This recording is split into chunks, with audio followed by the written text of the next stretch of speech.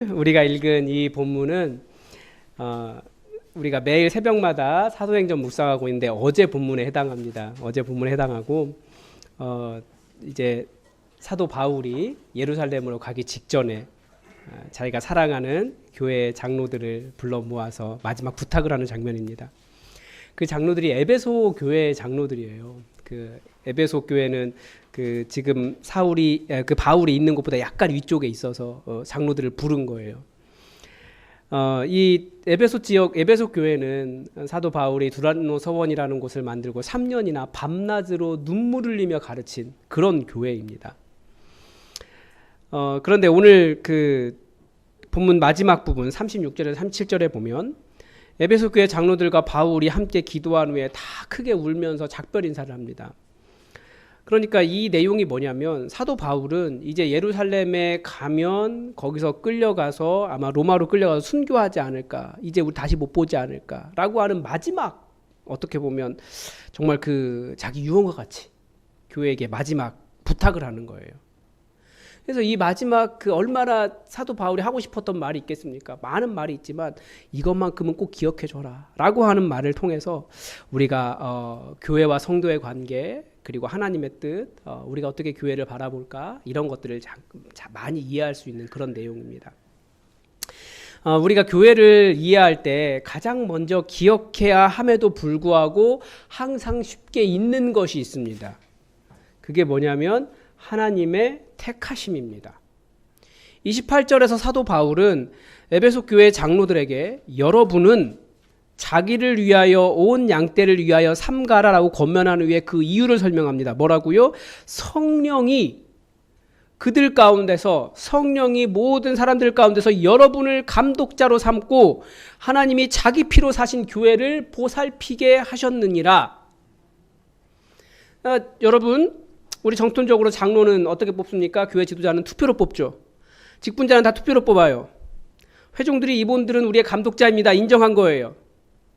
물론 그러니까 이 택하심은 장로님들이라고 생각하지만 뿐만 아니라 교회 안에 들어와 있는 모든 사람들을 다 의미하는 거예요.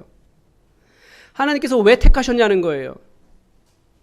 사도 바울이 예루살렘에 가면 결박과 환난을 당할 것이라는 예언을 들으면서도 그 일을 다 받아들이겠다고 예루살렘으로 가는 이유도 무엇입니까? 예수님께 받은 사명, 곧 하나님의 은혜의 복음을 증언하는 일에 자신이 택함을 받았기 때문에 그렇습니다.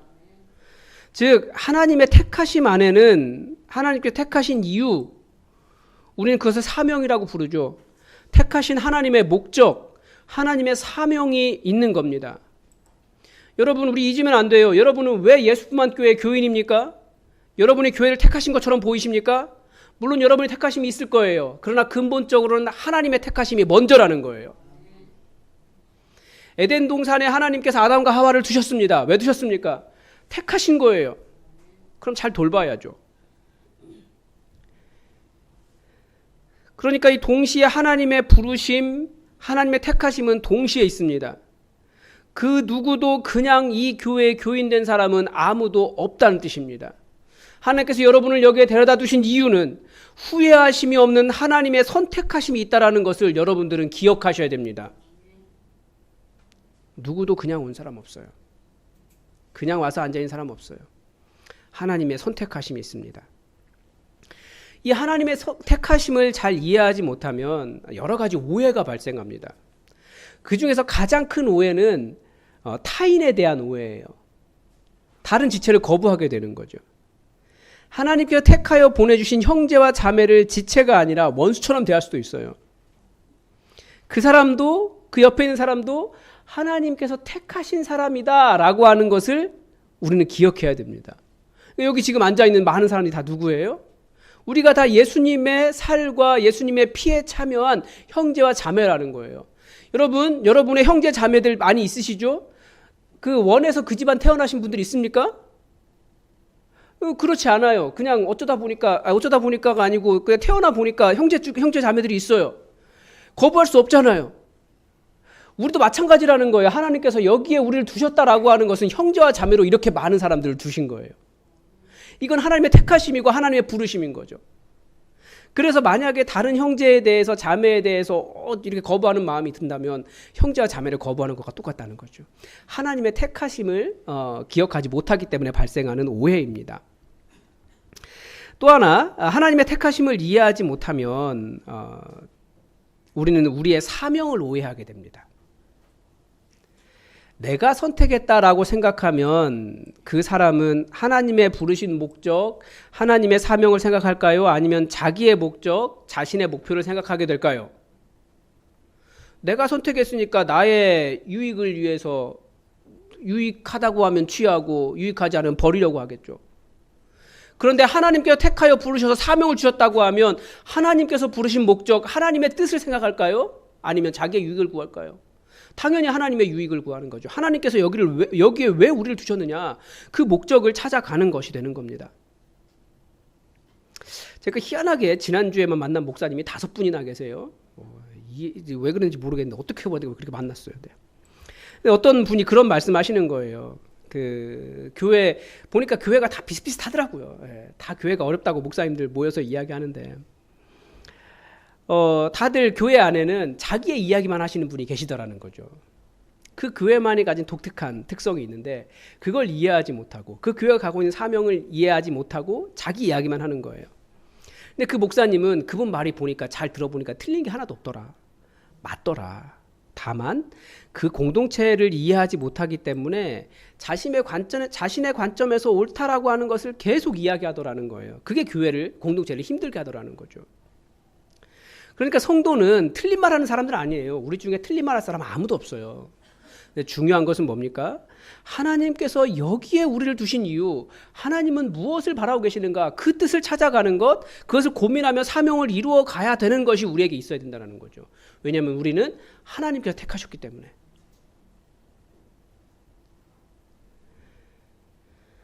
바로 이 사명을 아는 사람들에게 말씀이 권면하는 것이 있습니다. 28절에 보면 명령이 하나 나옵니다. 사도 바울이 이 장로님들에게 주고 있는 명령이 무엇입니까? 여러분은 자기를 위하여 또는 온 양떼를 위하여 삼가라입니다. 이 삼가라, 자기를 위하여 온 양떼를 위하여 삼가라, 이게 무슨 뜻인지 참 말이 좀 애매하더라고요. 새로 번역하고 있는 새한글 성경에서는 이 부분을 여러분 자신들과 온 양떼의 주의를 기울이세요 라고 번역하고 있습니다. 이 원어 자체가 그래요.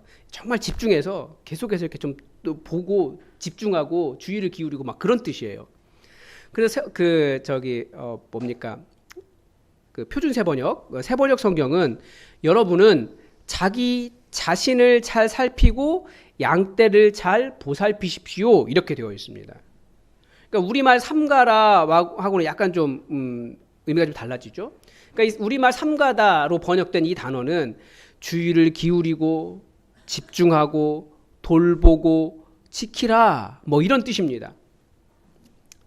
그리고 개역 성경에는 자기를 위하여 또는 온 양떼를 위하여 되어 있지만 원문은 둘 다예요. 자기뿐만 아니라 온 양떼도 잘 돌보라는 거죠.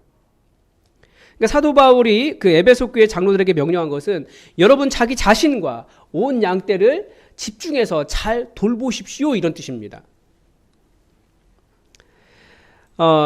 하나님께서 이 교회 지도자들을 세우신 이유는 자기 피로 사신 교회를 보살피라고 부르신 겁니다. 여기서 우리는 두 가지를 생각해 봐야 됩니다. 하나는 하나님께서 택하시고 세우신 이유는 교회를 보살피라고 세우신 거예요. 그러니까 여러분은 여기에 왜 와 있습니까? 하나님의 교회를 보살피라는 거예요. 하나님의 교회가 누굽니까? 여러분 옆에 있는 사람들이에요. 그러니까 자기 자신도 잘 보살피고 신경을 써야 되지만 옆에 있는 사람들도 잘 보살피고 도우라는 거예요. 그래서 가정교회 4가지 기둥을 이야기할 때 성경적인 교회 사역 분담 이야기했잖아요. 목회자는 기도, 말씀, 리더십을 발휘하는 거고 성도들은 뭐합니까? 목양하고 교회를 세움 이렇게 되어 있잖아요. 이게 이 말이에요. 하나님께서 피로 값주고 사신 이 교회를 서로 돌보고 보살피고 세워가는 것, 이게 우리 모두가 해야 될 사명이라는 거죠. 우리는 교회가 어떻게 잘못되면 누구를 바라봅니까? 목사님을 향해 손가락을 필 준비를 하고 있어요. 근데 목사가 하는 일이 뭐라고요? 목사는 기도와 말씀과 리더십을 발휘하는 거고 목양은 여러분들이 하시는 거예요. 그래서 여러분을 세우셨다고, 여러분을 부르셨다고. 택하심을 오해하기 때문에 여러분이 해야 될 목양, 다른 사람을 섬기고 나 자신을 섬기고 온 양떼를 보살피는 그 목양을 잃어버리고 있는 거예요. 이건 여러분이 가진 놀라운 부르심, 그 사명입니다. 그러니까 여러분 계속해서 주변 사람들 연락하시고 성도들 연락하시고 성도들 보살피시고 혹은 어려움이 없는가 돌보시고, 이게 우리가 부르심 받은 사명이라는 거예요. 영광스러운 사명인데 우리는 직장 생활만 열심히 하고 혹은 뭐 개인적인 일만 하고 그러면 자기의 사명을 사실은 약간은 좀 버리고 있는 거예요. 하나님께서 택하시고 세우신 이유는 교회를 보살피라라고 부르셨다는 거예요. 그리고 또 하나는 교회라고 하는 존재는 하나님께서 자기 피로 세우신, 자기 피로 사신 아주 소중한 곳이라는 거죠. 왜 교회를 이렇게 소중하게 여기고 교회를 보살펴야 하는지 여러 번 말씀드렸습니다. 하나님의 세상 통치를 대리하는 존재가 바로 교회이기 때문에 그렇습니다. 아담과 하와가 하나님을 대리하여 에덴 동산을 보살폈듯이 이스라엘의 왕들이 하나님을 대신하여 나라를 보살피듯이 우리는 교회를 보살핍니다. 그리고 이 교회가 예수 그리스도의 충만함을 세계 곳곳에 채워가는 거예요. 또 29절에 보면 그러니까 여러분, 우리의 부르심은 자기 자신과 온 양떼를 잘 돌보는 것입니다. 목사님들 만나다 보니까 편안한 교회가 별로 없더라고요. 평안한 교회도 별로 없어요. 보니까 교회를 흔들려는 사람이 계속 많아요. 왜 그런지 알 것 같아요. 이렇게 중요한 교회니까 사탄이 어떻게든지 흔드는 거죠. 에베소 교회도 사도 바울이 밤낮 눈물을 흘리며 가르치고 섬겼는데 예루살렘 돌아간다고 참관 윗지방 이렇게 돌아가지고 이렇게 와보니까 지금 난리가 나 있는 거예요. 유대인들이 교회를 흔들었습니다. 내부적으로도 흔들렸습니다. 흔드니까. 외부 헬라인들도 흔들었어요. 그런데 흔든 사람들이 한 이유가 다 똑같더라고요. 유대인들은 뭐라고 말하면서 흔들었습니까? 이것이 하나님을 따르는 것이다 라고 하나님 이름 댔어요. 헬라인들은 어떻게 흔들었습니까? 에베소 교회니까 위대한 뭐 아데미요 뭐 그러면서 아르테미스요 그러면서 신의 이름으로 흔들었어요. 다들 자기가 말하는 것이 다 하나님의 뜻이다라고 말하면서 교회를 흔들더라는 거예요. 각자의 논리와 옳다고 말하는 것이 맞을 수 있습니다. 정당한 이유가 있을 수 있어요. 그러나 최소한 그런 이야기를 들을 때 교회 지도자들은 흔들리면 안 된다라는 거죠. 29절에 보면 교회가 흔들리면 사람들이 교회를 흔들 때 흔들리면 안 되는 또 다른 이유가 나와요. 왜 그렇습니까? 연약한 양떼가 다 이리에 물려 죽기 때문에 그렇습니다. 그러니까 우리가 교회를 돌본다라고 하는 것은 연약한 사람들이 그 이리에게 물려 죽지 않도록 지켜주는 거예요. 그래서 우리는 흔들리면 안 되는 겁니다. 교회 지도자들 직분자일수록 더더욱 흔든다고 흔들리면 안 되는 거예요. 다들 옳은 얘기예요. 틀린 말 아니에요. 그래도 흔들리면 안 돼요. 그러면 교회가 흔들리지 않으려면 자신과 양떼를 돌보는 방법이 무엇이겠습니까? 32절에 그 답이 나와 있습니다. 우리 함께 읽어보겠습니다. 시작. 지금 내가 여러분을 주와 및 그 은혜의 말씀에 부탁하노니 그 말씀이 여러분을 능히 든든히 세우사 거룩하게 하심을 입은 모든 자 가운데 기업이 있게 하시리라. 30절에 보면 이 교회를 흔드는 사람들을 이리에 비유하고 있고 흔들리는 사람들을 양떼에 비유하고 있습니다.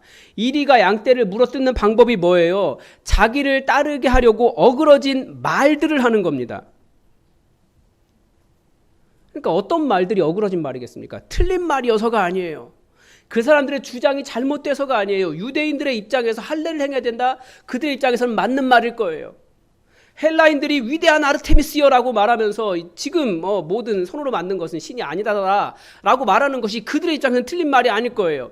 그러나 교회 안에 들어왔을 때 그것은 양떼를 물어뜯으려고 하는 일이 어그러진 말이 된다라는 거죠. 그래서 모든 말들이 다 교회 안에 들어와서는 옳은 말이 아니라는 겁니다.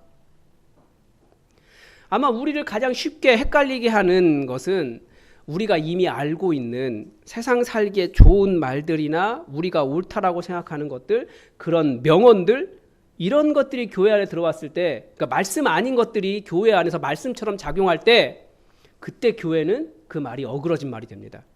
밖에 나가면 틀린 말 아닐 수 있어요. 교회 안에 들어오면 틀린 말이 될 수 있어요. 제가 예전에 제가 경험했던 한 안수 집사님 생각이 계속 나요. 이런 거 생각하면. 그 집사님이 항상 교회 안내를 서셨어요. 그러니까 부목사 시절에 저도 같이 이제 옆에 서 있었겠죠. 그분은 항상 그렇게 막 그 말씀이 좀 많으셨어요. 근데 그분이 항상 성경에 이런 말씀 나오지 않느냐라고 하신 말씀이 뭐였냐면 하늘은 스스로 돕는 자를 돕는다라는 말이었어요. 저희 계속 그 성경에 이런 말씀 나오잖아요. 하늘은 스스로 돕는 자를 돕는다. 그러니까 우리도 열심히 해야 된다. 막 이런 얘기를 하시는 거예요. 찾아봤어요. 도대체 하늘은 스스로 돕는 자를 돕는다는 게 어디 나오나.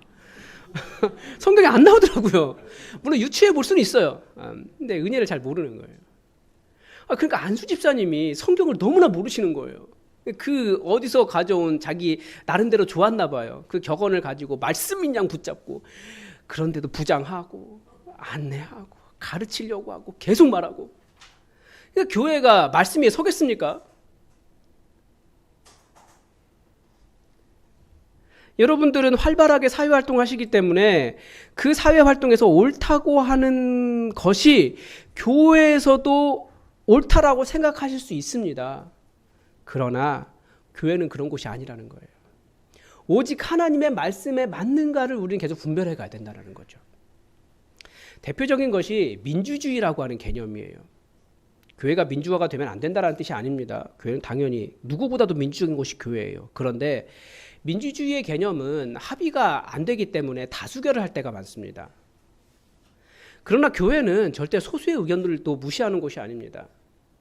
그리고 교회는 무엇보다 인간의 다수의 생각보다도 하나님의 뜻이 무엇인가 이것을 분별해 나가는 사람들입니다.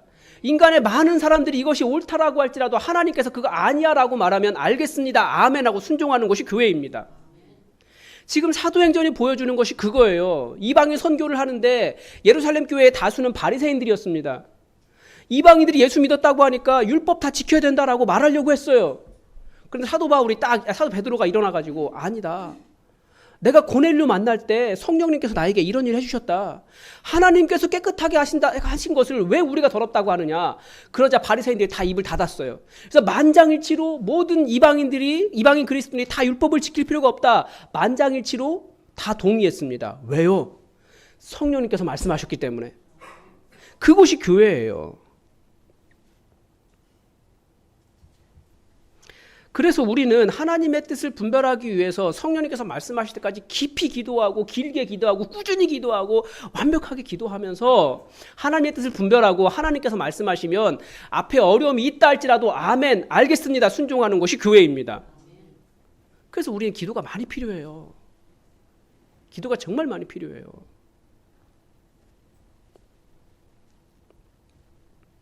그러니까 아무리 내가 혹은 세상이 옳다고 해도 성령님께서 그거 아니라고 하시면 아니라고 인정하는 것입니다.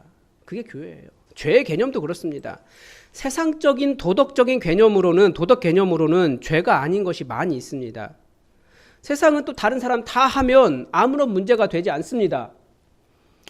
법조항을 어기지 않으면 문제가 없다고 말합니다. 그러나 교회는 하나님께서 정하신 선이 있습니다. 예수님 시대에도 그런 것도 있었죠. 사람들은 자기 마음에 들지 않으면 아내를 이혼증서 써주고 내보낼 수 있었어요. 주변 사람 다 하기 때문에 아무도 죄라고 생각하지 않은 거예요. 심지어 제자들조차도 아내 버려도 괜찮습니까?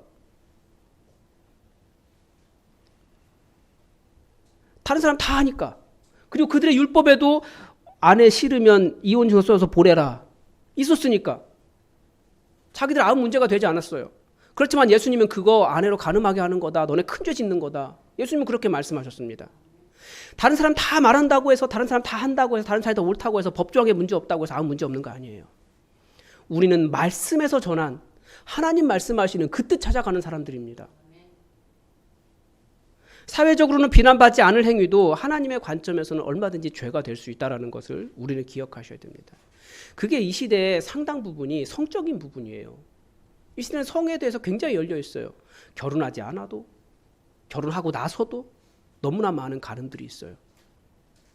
이 사람 괜찮다고 해요. 정말 괜찮은 거 맞습니까? 아니라는 거죠. 정말 하나님의 말씀에 합한 것인지 우리는 분별하며 살아가는 사람들이라는 거예요. 그렇지 않으면 교회가 엉뚱한 어그러진 말 위에서 흔들립니다. 또 다른 말씀 아닌 인간의 말은 성경에서 나왔지만 말씀 아닌 것들이 있습니다.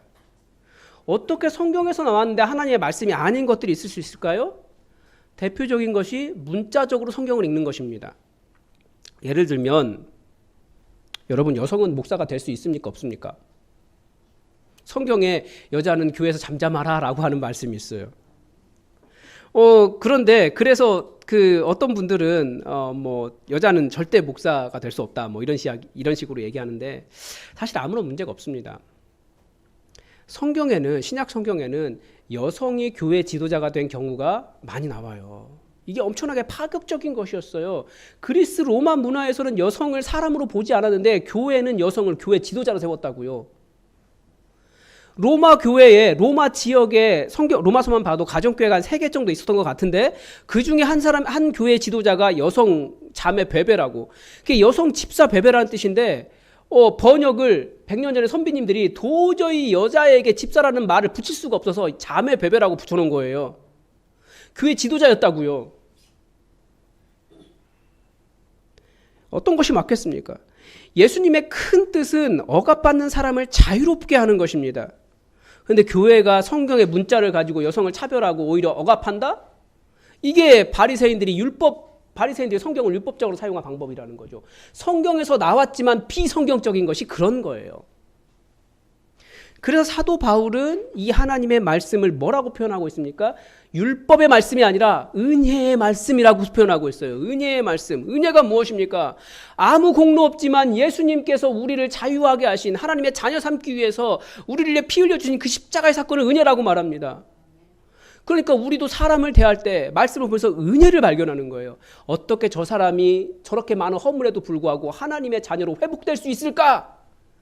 우리는 그 관점으로 성경을 보는 거죠. 어떻게 이 성경의 구절 가지고 저 사람을 아무것도 못하게 억누르고 이렇게 조이고 목을 붙잡고 아무것도 못하게 할까? 이게 아니고 어떻게 하면 이 말씀의 은혜로 이 사람이 비록 이러한 허물이 있음에도 불구하고 이 사람을 하나님의 자녀의 형상, 하나님의 형상을 회복할 수 있을까? 이것을 바라보는 게 은혜의 말씀이라는 거예요. 말씀을 은혜의 관점에서 바라봐야지 율법의 관점에서 바라보면 안 된다라는 거죠. 사도 바울이 그런 일을 많이 경험한 거예요. 성경을 가르쳤더니 사람들이 율법으로 보는 거예요. 그래서 그 율법 조항 만들어가지고 그럼 우리 이런 거 지키자. 아니 그거 지켜서 구원받는 게 아니라고 계속 설명을 해도 안 되는 거죠. 그러니까 은혜의 말씀이라고 이야기한 거예요. 그러니까 말씀은, 이 신앙은 어떻게 하든지 너 이거 못하면 벌받아, 이것이 하는 게 의무야, 이렇게 말하는 게 아니고 예수님께서 너를 구원하셨으니 그 은혜에 감사함으로 말씀 보고 섬기고 사랑하고 예배드리고 동기가 바뀐 거예요. 그래서 은혜의 말씀이라고 하는 기준을 제시하는 겁니다. 사람의 입에 아무리 성경 구절들이 담겨 있어도 그 사람이 육신을 따르면 육신의 열매를 맺는 거고 성령을 따르면 성령의 열매가 맺히는 것이라고 사도 바울이 계속 가르친 거예요. 그러니까 입에 담긴 성경 구절보다 그 사람이 육신을 따르는가 성령님을 따르는가, 거기에 따라서 같은 말씀인데도 다른 말씀이 나와요. 율법의 말씀이 되기도 하고 은혜의 말씀이 되기도 해요. 교회는 은혜의 말씀을 세우는 곳입니다. 또 다른 인간의 말은 교회가 전통적으로 지켜온 관습들을 마치 말씀처럼 생각하는 경우가 문제입니다. 물론 교회의 관습들이 그렇게 만들어진 데는 이유가 있습니다. 그러나 교회는 죄가 아닌 이상 꼭 그렇게 해야만 한다라는 것은 없습니다. 예수님께서 지적하셨던 예수님 시대에도 그런 문제가 있었습니다. 그건 안식일 준수의 문제였어요. 예수님은 작은 말씀도 굉장히 잘 지키시는 분이셨기 때문에 아마 안식일 준수에 대해서 안식일을 무시하시는 분은 아니셨을 겁니다. 그러나 유대인들이 안식일 지키는 방식의 안식일 준수는 아니셨습니다. 유대인들은 그 제자들이 안식일에 미리삭 이렇게 그 밀밭 지나가다가 미리삭 이렇게 훑었는데 그거 가지고 저 추수 했다 일했다 그래가지고 비난하잖아요.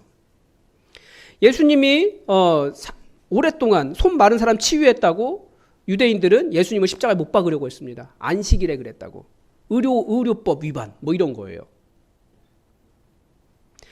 최고의 법이 하나님을 사랑하고 이웃을 사랑하는 것이라면서요. 근데 이웃을 사랑했는데 그것이 죄가 되어버렸어요.